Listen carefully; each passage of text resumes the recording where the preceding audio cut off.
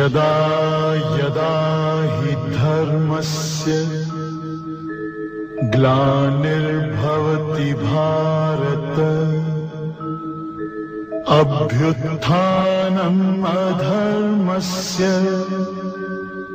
ತದಾತ್ಮಾನಂ ಸೃಜಾಮ್ಯಹಂ ಪರಿತ್ರಾಣಾಯ ಸಾಧೂನಾಂ ವಿನಾಶಾಯ ಚ ದುಷ್ಕೃತಾಂ ಧರ್ಮ ಸಂಸ್ಥಾಪನಾರ್ಥಾಯ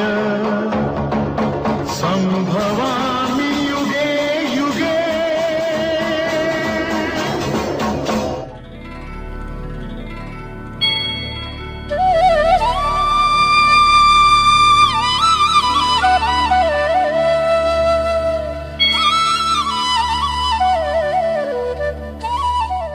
ಆತ್ಮೀಯ ಕೆಎಲ್ಇ ಧ್ವನಿ ಕೇಳುಗರೆ, ತಮಗೆಲ್ಲ ಬದುಕಿನ ಗೀತೆ ಭಗವದ್ಗೀತೆ ಕಾರ್ಯಕ್ರಮಕ್ಕೆ ಸ್ವಾಗತ. ಇಂದಿನ ಸಂಚಿಕೆಯಲ್ಲಿ ನಾವು ಇಸ್ಕಾನ್ ಸಂಸ್ಥೆಯ ಉಪಾಧ್ಯಕ್ಷರಾದ ರಘೋತ್ತಮ್ ದಾಸ್ ಅವರಿಂದ ಬುದ್ಧಿಯೋಗದ ಕುರಿತು ಮಾಹಿತಿಯನ್ನ ಕೇಳೋಣ.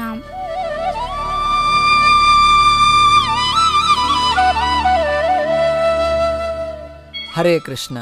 ಕೆಎಲ್ಇ ಧ್ವನಿಯ ಎಲ್ಲ ಶ್ರೋತೃಗಳಿಗೆ ನಮಸ್ಕಾರಗಳು. ನಾವು ಬುದ್ಧಿಯೋಗದ ವಿಚಾರವನ್ನು ಮಾಡ್ತಿದ್ವಿ. ಬುದ್ಧಿಯೋಗ ಅಂದರೆ ಏನು? ಬುದ್ಧಿಯೋಗ ಅಂದರೆ ಯಾವ ಒಂದು ಚಟುವಟಿಕೆಯನ್ನು ಭಗವಂತನ ಸಮರ್ಪಣೆಗಾಗಿ ನಾವು ಮಾಡ್ತೇವೆ, ಭಗವಂತನ ಸಂತೃಪ್ತಿಗಾಗಿ ಮಾಡ್ತೇವೆ, ಅದು ಬುದ್ಧಿಯೋಗ ಅಂತ ಅನ್ನಿಸ್ಕೊಳ್ಳುತ್ತೆ. ಯಾವುದೇ ರೀತಿಯ ಒಂದು ಸ್ವ ಇಚ್ಛೆ ಇಲ್ಲದೆ ಭಗವಂತನ ತೃಪ್ತಿಗಾಗಿ ಮಾಡುವಂಥ ಕೆಲಸದಲ್ಲಿ ತೊಡಗೋದು. ಈ ರೀತಿ ನಾವು ಯಾವಾಗ ಭಕ್ತಿ ಸೇವೆಯಲ್ಲಿ ತೊಡಗುತ್ತೇವೆ, ಇಲ್ಲಿ ನಂತರದಲ್ಲಿ ಇದರ ಒಂದು ಗುಣಲಕ್ಷಣಗಳನ್ನು ಕೃಷ್ಣ ವಿವರಿಸ್ತಾ ಹೋಗೋದು. ಇಲ್ಲಿ ಹೇಳೋ ಪ್ರಕಾರ ನೇಹಾಭಿಕ್ರಮ ನಾಶೋಸ್ತಿ ಪ್ರತ್ಯವಾಯೋ ನ ವಿದ್ಯತೆ ಸ್ವಲ್ಪಮಪ್ಯಸ್ಯ ಧರ್ಮಸ್ಯ ತ್ರಾಯತೆ ಮಹತೋ ಭಯಾತ್. ಬಹಳ ಮುಖ್ಯವಾದ ಶ್ಲೋಕ ಇದು. ನೇಹ ಅಭಿಕ್ರಮ ನಾಶೋಸ್ತಿ. ಈ ಅಭಿಕ್ರಮ, ಯಾವ ಅಭಿಕ್ರಮ? ಭಗವಂತನ ಸೇವೆ, ಭಕ್ತಿ ಸೇವೆ ನಾವು ಏನು ಮಾಡ್ತೇವೆ, ಈ ಒಂದು ಮಾರ್ಗದಲ್ಲಿ, ಈ ಒಂದು ಪಾತ್, ಈ ಒಂದು ಪ್ರಯತ್ನದಲ್ಲಿ ನಾಶ ಅನ್ನೋದು ಇಲ್ಲ. ನೇಹಾಭಿಕ್ರಮ ನಾಶೋಸ್ತಿ. ಈಗ ನೋಡಿ, ನಾವು ಬಹಳಷ್ಟು ಕಷ್ಟಪಟ್ಟು ಹಣವನ್ನು ಸಂಪಾದನೆ ಮಾಡಿ ನಾವು ಬ್ಯಾಂಕ್ನಲ್ಲೆಲ್ಲೋ ಇಡ್ತೇವೆ. ಮತ್ತು ಇನ್ಯಾವುದಾದ್ರೂ ನಮಗೆ ಖರ್ಚು ಬಂದಾಗ ಅದನ್ನು ಮತ್ತೆ ಎಲ್ಲವನ್ನು ತಗೊಂಡು ನಾವು ಖರ್ಚು ಮಾಡಿಬಿಡ್ತೇವೆ. ಆವಾಗ ಬ್ಯಾಲೆನ್ಸ್ ಏನಾಗುತ್ತೆ? ಝೀರೋ, ಮತ್ತು ಶೂನ್ಯ ಆಗುತ್ತೆ. ಆದರೆ ನಾವು ಭಗವಂತನ ಸೇವೆಯಲ್ಲಿ ನಾವು ಏನಾದರೂ ಸ್ವಲ್ಪ ಮಟ್ಟಿಗೆ ನಾವು ಒಂದು ಹೆಜ್ಜೆಯನ್ನು ಮುಂದಿಟ್ಟಿದ್ರೆ, ಸ್ವಲ್ಪ ಏನಾದರೂ ಒಂದು ಪುಣ್ಯವನ್ನು ನಾವು ಗಳಿಸಿದ್ದೇ ಆದರೆ ಅದು it is for our eternal benefit. ನಮಗೆ ಅದೊಂದು ಶಾಶ್ವತವಾದ ಸಂಪತ್ತು, ಅದು ನಾಶ ಆಗೋದೇ ಇಲ್ಲ. ಮತ್ತು ಪ್ರತ್ಯವಾಯೋ ನ ವಿದ್ಯತೆ. ಅದೇ ರೀತಿ ಸ್ವಲ್ಪಮಪ್ಯಸ್ಯ ಧರ್ಮಸ್ಯ. ಈ ಒಂದು ಅಭಿಕ್ರಮ, ಈ ಒಂದು ಪ್ರಯತ್ನದಲ್ಲಿ ನಾವು ಸ್ವಲ್ಪವಾದರೂ ನಾವು ಮುಂದೆ ಬಂದಿದ್ರೆ, ಸ್ವಲ್ಪವಾದರೂ ನಾವು ಏನಾದರೂ ಭಗವಂತನಿಗೆ ಭಕ್ತಿ ಸೇವೆಯಲ್ಲಿ ನಾವು ತೊಡಗಿದ್ದೇ ಆದರೆ ತ್ರಾಯತೆ ಮಹತೋ ಭಯಾತ್. ನಮ್ಮನ್ನು ಎಷ್ಟೆಷ್ಟೋ ದೊಡ್ಡ ದೊಡ್ಡ ವಿಪತ್ತುಗಳಿಂದ ಆ ಒಂದು ಭಕ್ತಿ ಸೇವೆ ನಮ್ಮನ್ನು ಕಾಪಾಡುತ್ತೆ, ರಕ್ಷಣೆಯನ್ನು ಕೊಡುತ್ತೆ. ಇಲ್ಲಿ ಶ್ರೀಮದ್ ಭಾಗವತದಿಂದ ಒಂದು ಮಾತನ್ನು ನಾವು ನೆನಪು ಮಾಡ್ಕೊಳ್ಬೋದು. ಅಲ್ಲಿ ಶ್ರೀ ನಾರದ ಮುನಿಗಳು ಈ ಒಂದು ಮಾತನ್ನು ಹೇಳ್ತಾರೆ.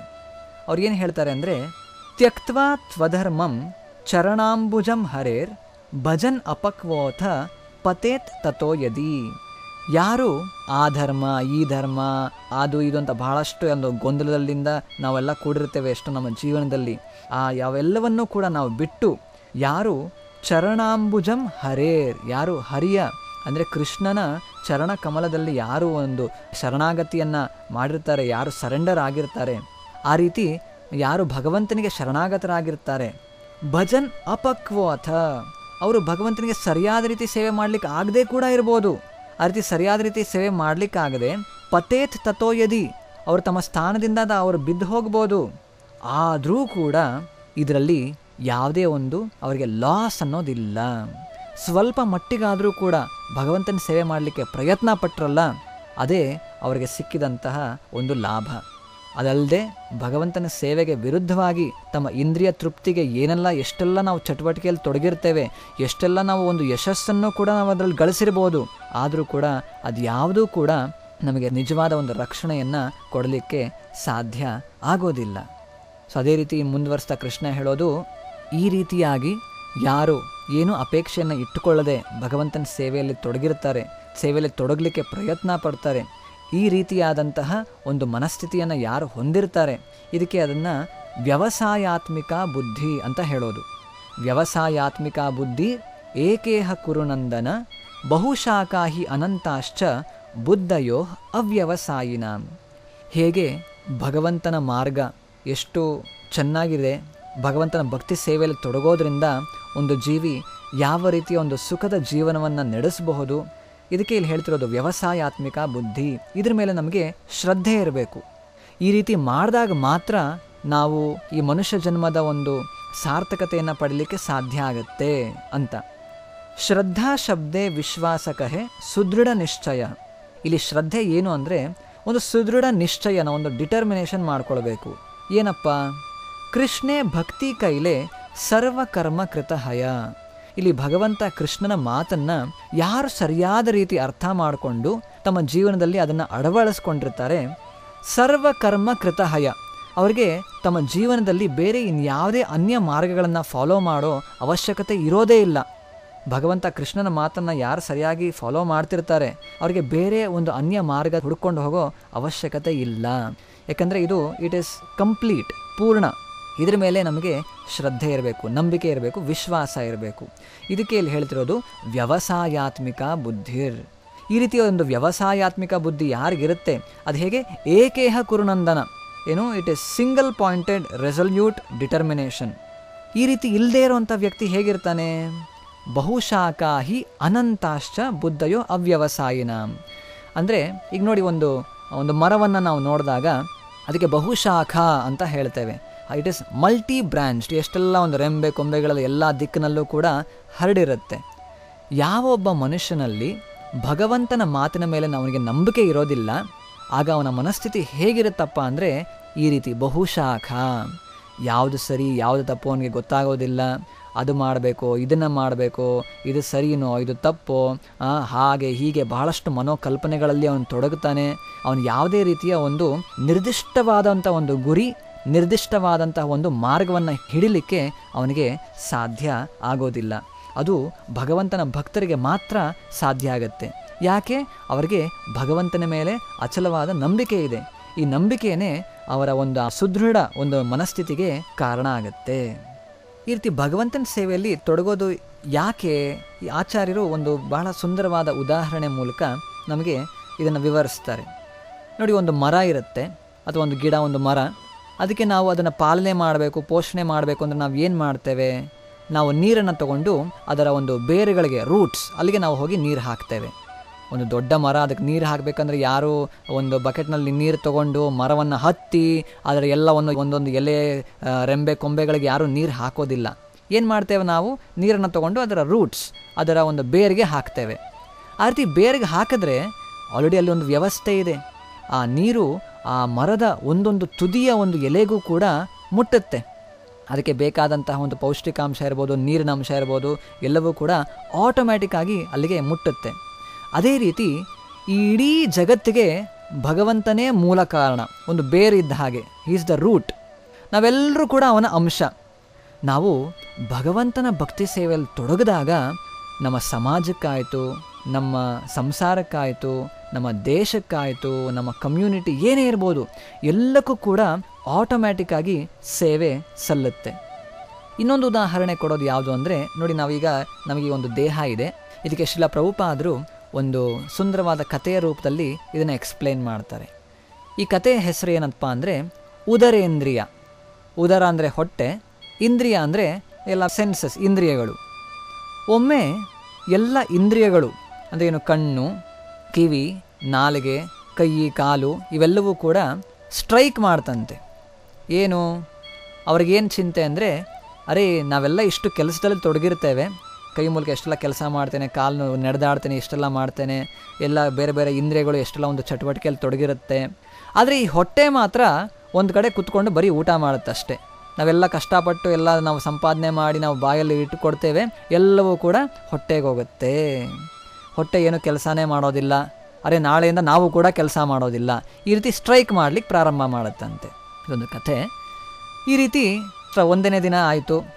ಏನಾಗುತ್ತೆ, ಕೈ ಏನೋ ಕೆಲಸ ಮಾಡ್ತಿಲ್ಲ, ಕಾಲು ಏನೋ ಕೆಲಸ ಮಾಡ್ತಿಲ್ಲ, ಊಟವನ್ನು ಏನೋ ಬಾಯಿಗೆ ಹಾಕ್ಕೊಳ್ಳೋದು, ನಾಲಿಗೆ ಹಲ್ಲಿನ ಮೂಲಕ ಅಗಿಯೋದು ಏನೋ ಚಟುವಟಿಕೆ ಆಗ್ತಿಲ್ಲ.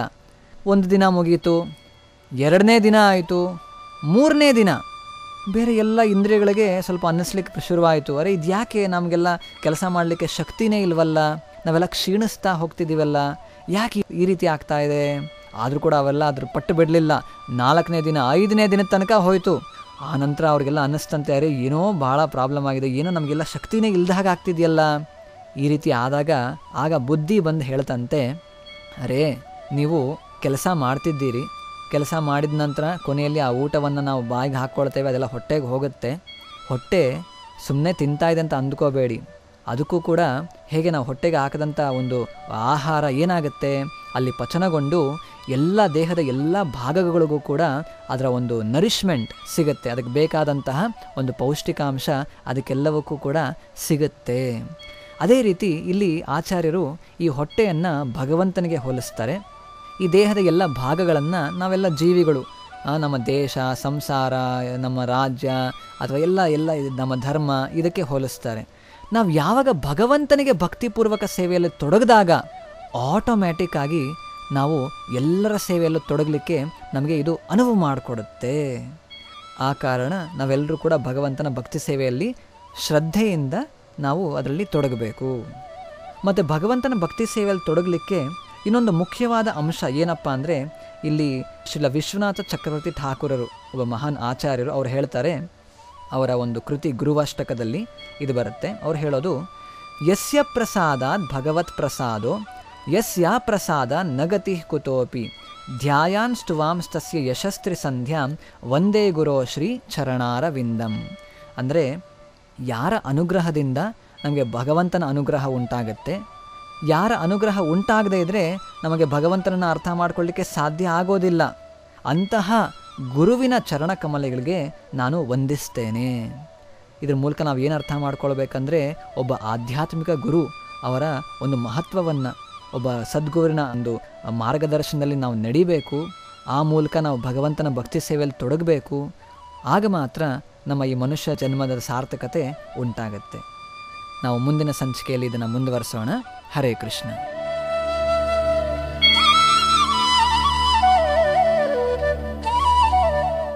ಆತ್ಮೀಯ ಕೇಳುಗರೆ, ಇದುವರೆಗೆ ತಾವು ಬದುಕಿನ ಗೀತೆ ಭಗವದ್ಗೀತೆ ಕಾರ್ಯಕ್ರಮದಲ್ಲಿ ಇಸ್ಕಾನ್ ಸಂಸ್ಥೆಯ ಉಪಾಧ್ಯಕ್ಷರಾದ ರಘೋತ್ತಮ್ ದಾಸ್ ಅವರಿಂದ ಬುದ್ಧಿಯೋಗದ ಕುರಿತು ಮಾಹಿತಿಯನ್ನ ಕೇಳಿದಿರಿ. ಇದು ಕೆಎಲ್ಇ ಧ್ವನಿ BVB 90.4 FM ಸಮಾಜದ ಸಮೃದ್ಧಿಗಾಗಿ.